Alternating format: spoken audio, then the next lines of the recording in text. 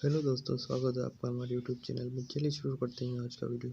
तो आज हम पढ़ेंगे पादप उत्तक संवर्धन के प्रकार या kinds of plant tissue culture.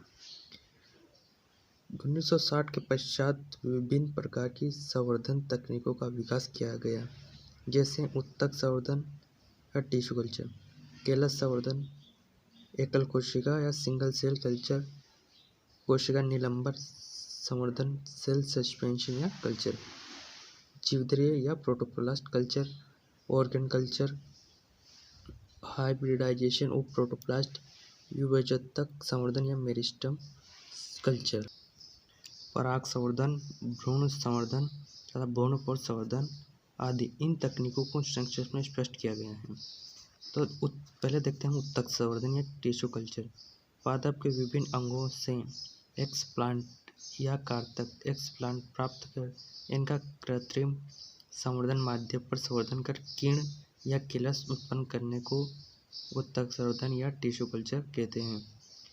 कार्तक को उपयुक्त संवर्धन माध्यम में रखने पर इसमें उत्तरोत्तर कोशिका विभाजन होता है, जिससे कोशिकाओं का असंगठित व अविभजित हल्के क्रीम रंग का एक संहति मांस बन जाता है, जिसे केलस कहते हैं।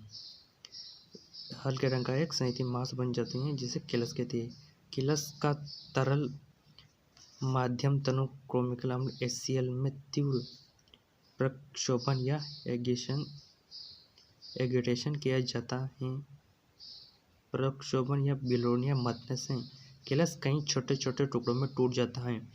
एक अथवा कुछ कोशिकाओं वाले केलस खंडों को सावधानीपूर्वक अन्य संवर्धन माध्यम में स्थानांतरित किया जाता है, जिससे बाद में कोशिका का संवर्धन होता है। केलस से पुनः संवर्धन करने को उपसंवर्धन या सब कल्चर या कोशिका निलंबन संवर्धन या सेल सस्पेंशन कल्चर कहते हैं। दूसरा है केलस संवर्धन, केलस कल्चर। ठोस अथवा अर्ध ठोस माध्यम पर एक्सप्लांट से असंगठित अविभजित प्रत्योत्भवन या उत्तक या केलस के विकास को केलस संवर्धन कहते हैं। केलस संवर्धन वास्तव में उत्तक संवर्धन में ही निहित होता है। तीसरा है एकल कोशिका संवर्धन, सिंगल सेल कल्चर। एक पृथकित एकल कोशिका जैसे परागकण या जीवद्रीयों का संवर्धन कर संपूर्ण पादपक प्लांटलेट के निर्माण को एकल कोशिका संवर्धन कहते हैं। कोशिका निलंबन संवर्धन, सेल सस्पेंशन कल्चर। केलस उत्तक के तनु अम्लों HCl, क्रोमिक एसिड से प्रक्षोभन एगिएशन से बनने वाले छोटे टुकड़ों को तरल संवर्धन माध्यम पर संवर्धित करने को कोशिका निलंबन संवर्धन कहते हैं। पांचवा है जीवद्रीय संवर्धन या प्रोटोप्लास्ट कल्चर। पादप कोशिका को सेलुलोज एंजाइम की सहायता से भित्ति रहित बनाने के तथा बाद में इस नग्न कोशिका या जीवद्रीयों को संवर्धन माध्यम पर रखकर किए जाने वाले विभिन्न अध्ययनों जैसे संकरण, भित्ति निर्माण, विभिन्न कोशिकांगों के निवेशन आदि को जीवद्रीय संवर्धन कहते हैं। अंग संवर्धन या ऑर्गन कल्चर।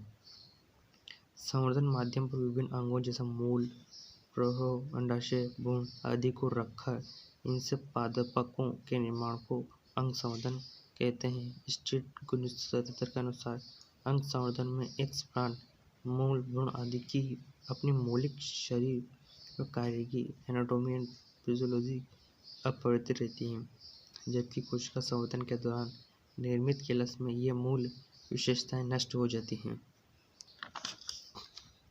सातवां है विभजोत्तक संवर्धन या मेरिस्टेम कल्चर। विभजोत्तक उत्तक को प्रतिरोधी एंटीसेप्टिक परिस्थितियों में संवर्धन माध्यम पर संवर्धित कर पूर्ण पादपों के निर्माण या विकास को विभजोत्तक संवर्धन कहते हैं। आठवां है पराग संवर्धन या पोलन कल्चर। अगुणित पराग कणों का माध्यम पर संवर्धन कर अगुणित भ्रूणों के संवर्धन को पराग संवर्धन कहते हैं। इसी प्रकार भ्रूण, अंडाशय तथा भ्रूणपोष का संवर्धन माध्यम पर संवर्धन कर पादपों के विकास को क्रमशः भ्रूण संवर्धन, अंडाशय संवर्धन तथा भ्रूणपोष संवर्धन कहते हैं।